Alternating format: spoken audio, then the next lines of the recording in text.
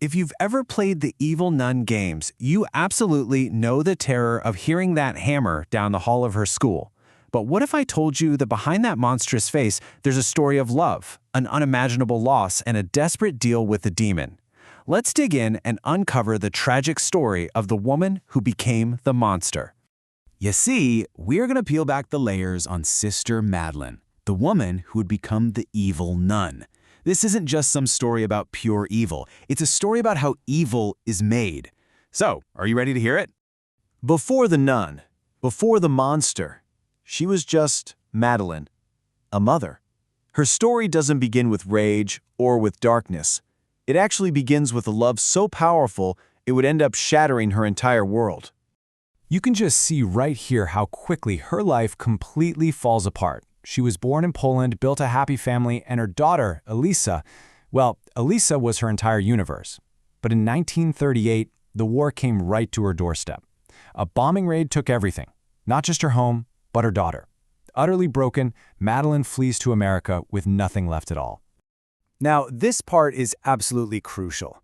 Her first step wasn't towards evil. It was actually towards healing. She ran to the sisterhood for refuge, hoping for a quiet life, a place where she could maybe escape the pain of her daughter's memory.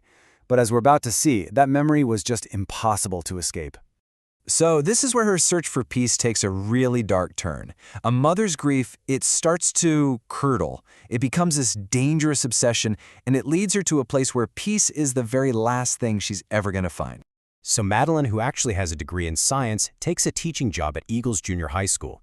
But she wasn't just looking for a job, she was drawn there by rumors of black magic. And in her grief, this desperate idea starts to form.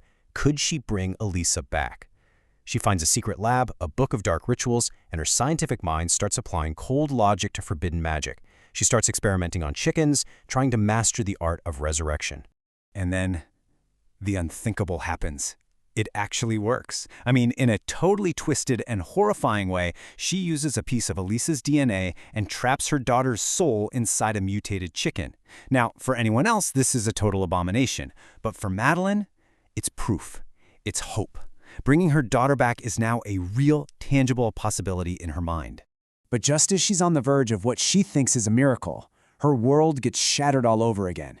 And this new loss, it's going to push her away from just dabbling in the dark arts and into making a direct pact with something from beyond. See, in her quest for a perfect human vessel for Elisa's soul, Madeline had started kidnapping students. One of them, a boy named William, he fights back. He finds her lab, he creates an antidote to her magic, and he destroys her mutant chickens, including the one holding Elisa's soul. In just one instant, all her work, all her hope, it's just gone. So as Madeline is weeping over the wreckage of her plans, at her absolute lowest point, she gets a visitor. A demon named Nazrath appears, drawn there by her despair, and he makes her an offer that she simply cannot refuse.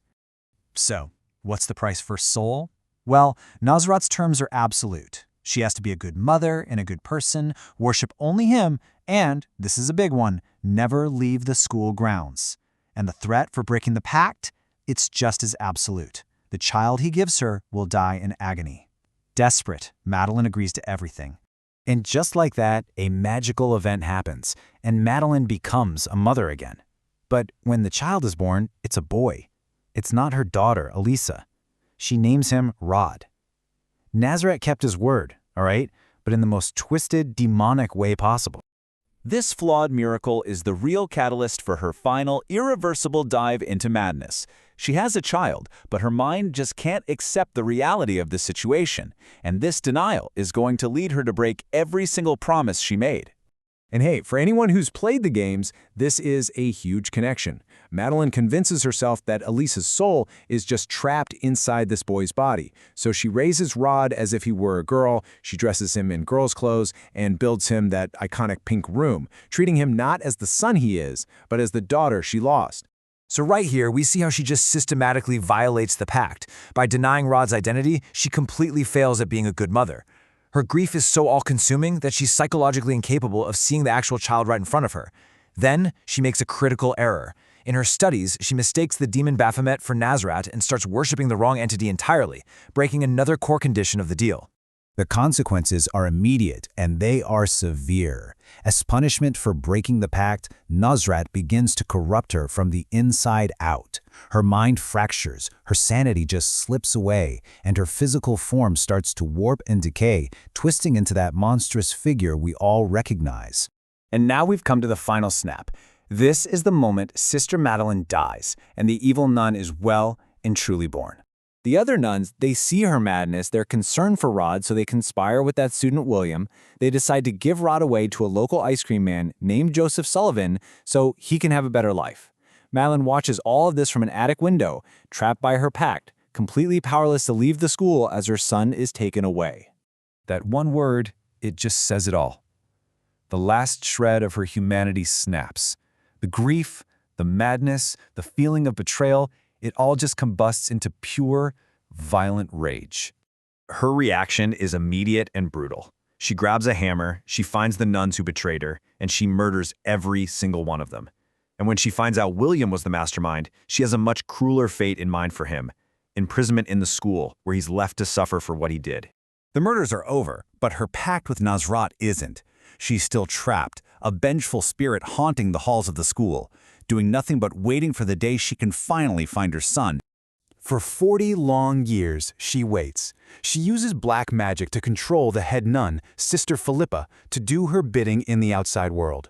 She runs a laundry business using kidnapped children as labor. She continues her horrific experiments, and she writes letters to Rod on every single birthday, trying to turn him against his new family. And then the day comes. The 40-year term of the pact finally expires. The magical barrier that was holding her inside the school just dissolves. Sister Madeline, now fully transformed into the evil nun, is finally free to step outside and begin the hunt for her son, Rod. You know, in the end, her entire monstrous existence is built on the foundation of a mother's love that was just twisted by grief and dark magic. And that leaves us with the ultimate question, as she walks out those doors. A question the games themselves ask: is there any part of that loving mother left inside the monster? Or is there only the hunt?